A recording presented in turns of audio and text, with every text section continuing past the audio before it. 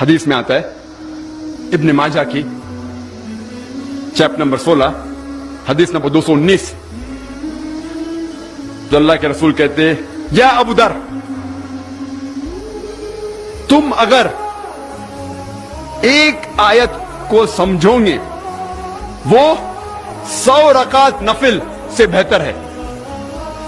اللہ کے رسول فرماتے یا ابو در تم اگر ایک قرآن کی آیت کو سمجھو گے وہ 100 رکعت صلاح نوافل صلاح سے بہتر ہے. اور ایک رکعت میں کم از کم سورہ فاتحہ تو پڑھنا چاہیے آپ کو. کم از کم 7 آیتیں ہیں. 100 رکعت میں کم از کم 700 آیتیں ہیں. تو اللہ کے رسول فرماتے ایک آیت کو سمجھ کے پڑھنا سمجھنا 700 آیت کی تلاوت کرنے سے بہتر ہے. یعنی سمجھنا 700 گنا صرف تلاوت سے بہتر ہے. اللہ کے رسول فرماتے ابن ماجہ میں اور یہ صحیح حدیث ہے. ہم لوگ سے پوچھتے ہیں قرآن شریف کیوں نازل کیا گیا تو لوگ کہتے جب اوپننگ سرمنی ہوتی نا اوپننگ سرمنی آفس کی تو قرآن شریف پڑھنے کا. جب گھر کا افتتاح ہوتا ہے تو قرآن شریف پڑھنے کا. جب کوئی مر گیا تو قرآن خوانی کا. تو قرآن شریف نازل کیا گیا تھا قرآن خوانی کے لیے. اور لوگ کرتے ختم قرآن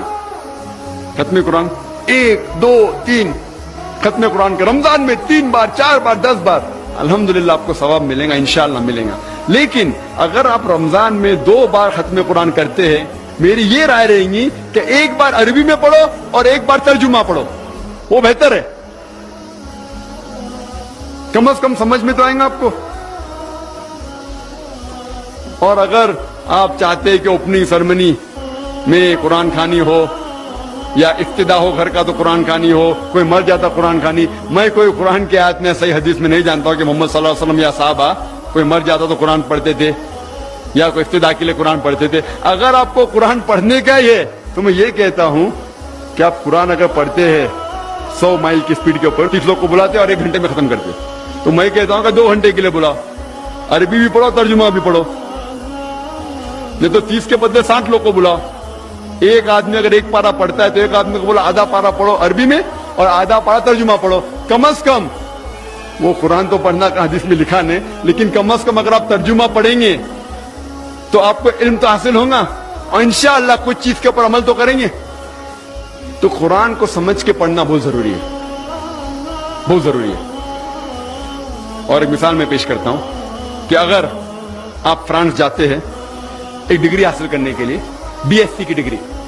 آپ فرینچ نہیں جانتے آپ کلاس اٹینڈ کرتے ہیں ٹیچر استاد آپ کو پی دیتا ہے پریزنٹ بولتے ہیں حاضر ہے تو پی لکھتا ہے present P four present English میں پریزنٹ. آپ پورا سال پریزنٹ رہتے پی ملتا ہے آپ کو آپ خوش ہے.